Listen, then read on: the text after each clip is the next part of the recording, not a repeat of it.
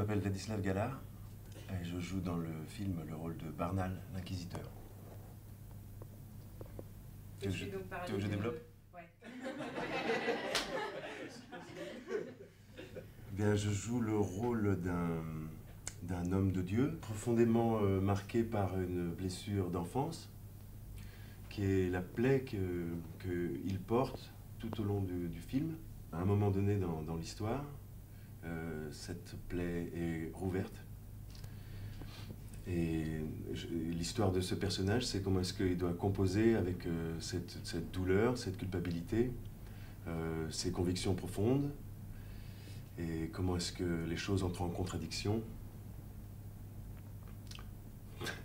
Quelqu'un veut le faire avant moi?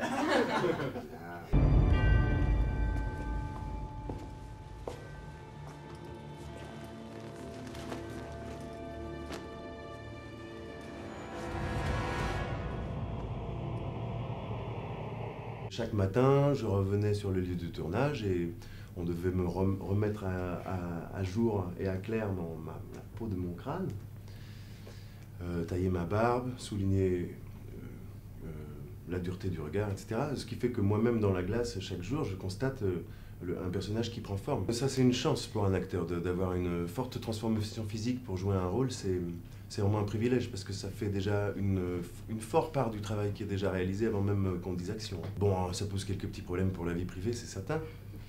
Silas, on a l'inquisiteur et son disciple, le novice, qui est appelé plus tard à exercer les mêmes fonctions que son maître, mais qui commence dans cette histoire avec une innocence absolue.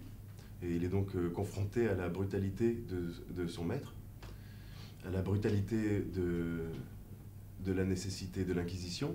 Les faiblesses de l'un sont soulignées par l'autre, en fait. Cette espèce de duo comme ça qui présente deux facettes de l'engagement dans la vie, enfin, l'innocence et la corruption, puisque je joue le rôle d'un personnage profondément corrompu. Tu as vu l'un des visages du démon Silas. Il reviendra sans cesse dans ton esprit pour te torturer et te détourner de tes vœux. Tu devras apprendre à le combattre et lui opposer sans relâche l'image de Dieu.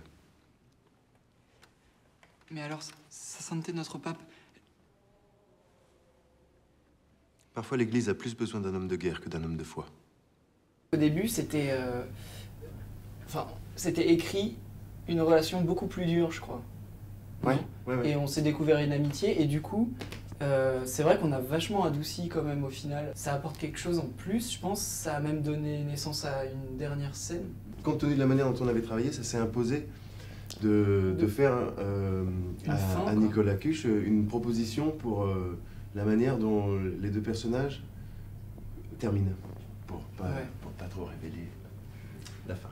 Le lendemain du premier jour de tournage, dès qu'on a été donc tondus pour la première fois, Quentin et moi, le lendemain matin, on tournait pas. Et où est-ce que nous nous sommes retrouvés? Au rayon bonnet. Au rayon bonnet d'un magasin, quoi. Voilà. Le même jour à la lumière. Je sais pas comment j'ai réussi pour faire le chemin jusqu'au magasin d'ailleurs. Toi, tu l'as fait comme ça, cheveux nus? Bah, c'était très près de l'hôtel, rappelle-toi. Oui, ça. Ouais. T'as couru ou pas? Un petit peu. Ouais, moi aussi. Rendez-vous mercredi 4 juillet sur France 2. Rendez-vous mercredi 4 juillet sur France 2. Je sais pas si j'assume le plaisir que j'ai pris à torturer mes camarades.